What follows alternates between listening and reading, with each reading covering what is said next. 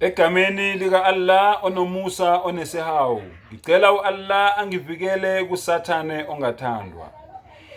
Ake ngikhulume ngezono zolimi. Ningabi ngabafundisi abaningi. Nazi ukuthi siyakwamukeliswa ukwehlulelwa okukhulu ngokuba sonke siyakhubeka ngokuningi. Uma umuntu engakhubeki ngazwi, lowo uyindoda epheleleyo enamandla okubamba nomzimba wonke kungathi ngetomu.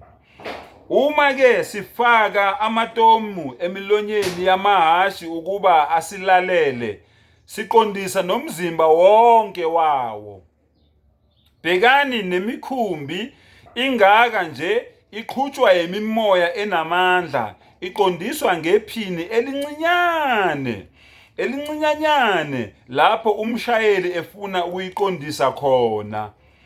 Lunjalo nolimi, luyisitho esincane kanti luyazigabisa kakhulu. Bhekani umlingo omncane uvuthela. Bhekani umlilo omncane uvuthela ihlathi elingaka. Nolimi lungumlilo. Ulimi luyizwe lokungalungi phakathi kwezitho zethu. Lungcolisa umzimba wonke. Luthungela ukuphila konke. Luthungelwa yisihogo. Ngokuba yonke imvelo yezilwane neyezinyoni neyezikhasayo neyeziselwandle iyathanjiswa, yebo yathanjiswa ngemvelo yabantu. Kepha ulimi akekho kubantu onamandla okuluthambisa. Lungububi obuyaluzayo, lugcwele isihlungu esibulalayo. Ngalo sibonga inkosi, nangalo siqalekisa abantu abenziwe ngomfanekiso kaNkulunkulu. Emlonyeni munye kuphuma ukubusisa nokuqalekisa. Akufanele, bazalwane bami, ukuba lokho kube njalo.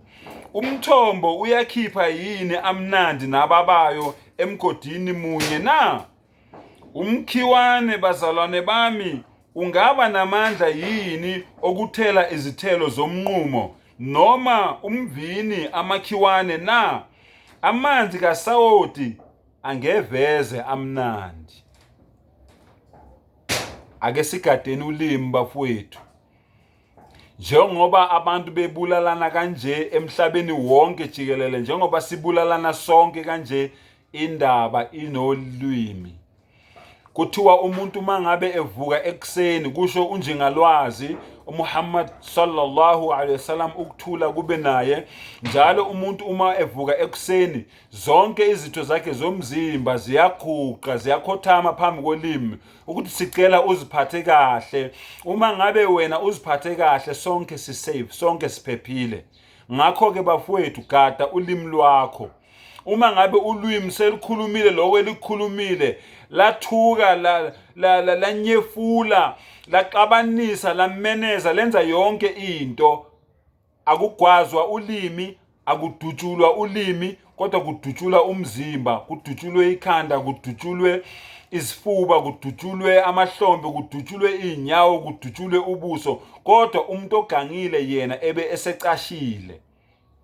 Ulwimi ke lolo bafowethu, ake siligadeni ulwimi. Luyinkinga, ulwimi lungumdukisi, ulwimi luyakhohlisa. Kodwa kukimi nawe ukuthi lolo lwimi lelo silisebenzisa kanjani. Wa akhiru da'wana anilhamdulillahi rabbil alamin.